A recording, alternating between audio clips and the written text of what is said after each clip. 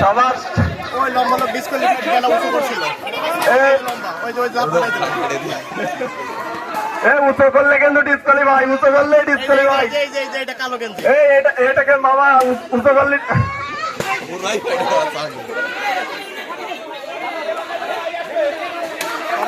সাজু, তুমি সরে যাও সাজু।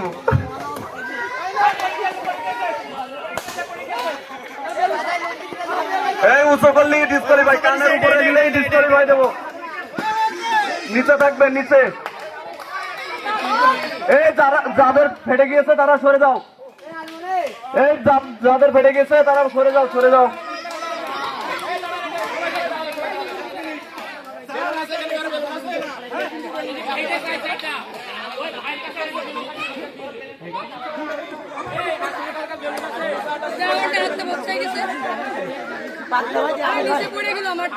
এই বেলুন যাদের কাছে আছে এরা আবার দিচ্ছে নাকি?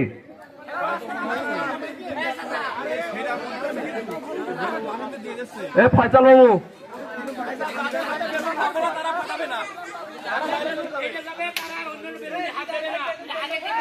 ফয়সাল বাবু ওদেরকে সরিয়ে দাও এই পাশ থেকে।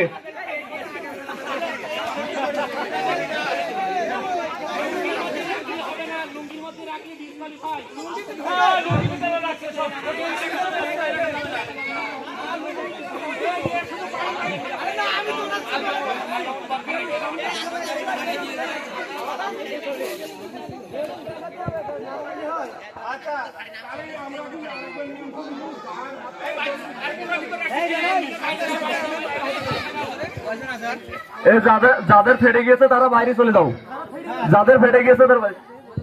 বলছি আমরা যখন খেলা করব যার হাতের বেলুন ফেটে যাবে সাথে সাথে সে বাইরে চলে যাবে এবং সে যেন আর আরেকজনের বেলুন ফাটাতে পারবে না, এটা হচ্ছে বিষয়। পাঁচ থেকে সরে যাও, এই তোমরা সরে যাও, সরে যাও। আছে আর কয়েকজন? 8 জন আছে আমাদের প্রতিযোগী, আর 8 জন আছে। আমি 3 পর্যন্ত গুনলে শুরু করবেন। রেডি, 1 2 3।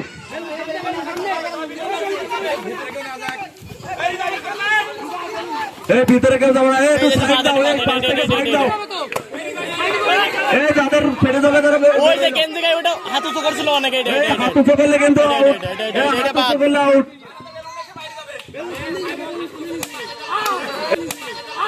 এই ফেটে গেলে আউট হয়ে যাও। এই 4 জন আছে আমাদের প্রতিযোগী, আর 4 জন আছে। গামছা গলায় এটা ডিসকোয়ালিফাইড হয়ে গেছে, গামছা গলায় ওটা, ওই যে গামছা গলায় ওটা উঁচু করলে কিন্তু ডিসকোয়ালিফাই। মামু উঁচু করলে ডিসকোয়ালিফাই। স্বেচ্ছাসেবক পর্যবেক্ষণ করবেন আপনারা।